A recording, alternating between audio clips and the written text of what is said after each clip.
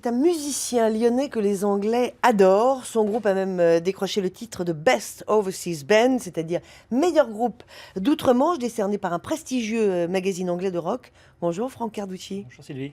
Alors, c'est fou, vous jouez absolument partout en Europe. Je le disais, vous faites un carton dans les salles de concert en Angleterre.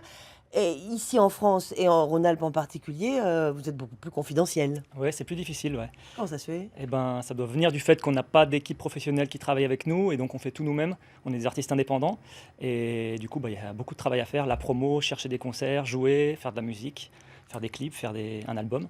Vous avez commencé comment, en jouant dans les bars, non? Exactement, j'ai commencé dans les bars de la Croix-Rousse. J'avais même pas l'âge d'y entrer, j'avais 15 ans. Je jouais déjà, donc c'était des groupes de reprises à l'époque. Et voilà, j'ai continué après, j'ai fait quelques séances de studio dans les studios lyonnais. Et puis un jour, j'ai rencontré une de mes idoles, qui est Monsieur Steve Hackett, le guitariste de Genesis. Ça, c'était aux Pays-Bas, c'est Voilà, ça? je suis parti vivre aux Pays-Bas pendant quelques années. Et c'était en 2010. Et donc j'ai rencontré Steve Hackett qui m'a dit c'est bien ce que tu fais, tu devrais faire un album. Pas mal. Alors c'est vrai qu'on me l'avait dit avant, mais quand c'est l'un de vos héros qui vous dit ça, vous dites bon, bah, si je le fais pas maintenant, je le ferai jamais. Donc vous avez fait un album. Et je me suis lancé, donc j'ai sorti ce premier album qui est sorti en 2011, j'étais tout seul, hein, j'ai quasiment tout fait moi-même avec quelques amis qui m'ont aidé. Voilà, et puis petit à petit, il y a eu quelques articles, des magazines, tout ça, et on commençait à me demander des concerts, mais j'avais pas de groupe.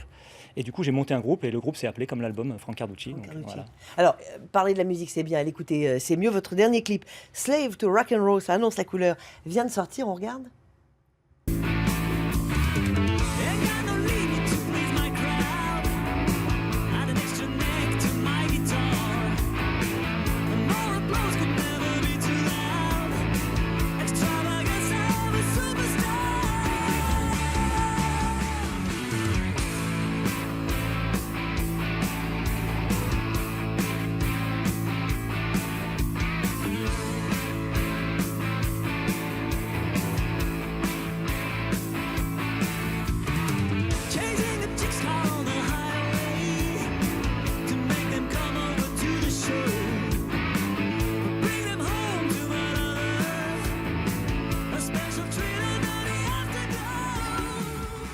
C'est assez visuel aussi, hein, comme... Alors le visuel c'est quelque chose de très important pour moi, ça l'a toujours été, je considère que la musique c'est important mais il faut aussi donner plus pour que les gens se déplacent, viennent au concert.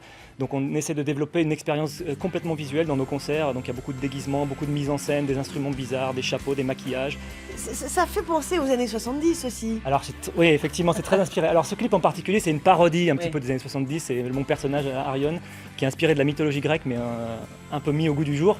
Et bon, c'est plein d'autodérision, plein de rigolades, plein de parodies. Donc voilà, puis on a utilisé le visuel qu'on utilise aussi sur scène, qu'on a mis dans ce clip, qui est un clip 100% lyonnais d'ailleurs. Ah oui, vous me disiez, c'est une boîte de voilà, c'est une boîte de prod, une petite boîte de jeunes lyonnais qui s'appelle la Coloc Production qui ont fait ça et c'est des gars super, ils travaillent, c'est des passionnés et voilà, on s'est bien amusé sur le tournage. Vos influences alors mes influences, en fait, ça a commencé quand j'ai vu Pink Floyd au Stade de Gerland dans les années 90. Donc je dirais Pink Floyd, Led Zeppelin, Genesis, voilà, Alice Cooper, ce genre de groupe, David Bowie. Beaucoup des groupes aussi qui ont un visuel très fort. Hein. C'est pas que la musique, c'est aussi tout. Oui, Bowie, parce qu'il y a un côté effectivement de l'époque Ziggy Stardust. Voilà, il y a des influences comme ça. Voilà. Et sur scène, c'est retranscrit de la même manière. Vous avez joué il y a quelques jours à Lyon, les prochaines dates dans la région? Alors les prochaines dates dans la région, malheureusement il n'y en a pas énormément, mais il y en a quand même deux. Il y a le 16 mars à Génilac, à côté de Rive-de-Gier, et le 18 mai au Jack Jack à Lyon. Et vous cherchez un bon tourneur? Voilà, on cherche un tourneur pour passer sur des festivals, du management. Comme on fait tout nous-mêmes, ça devient dur au bout d'un moment.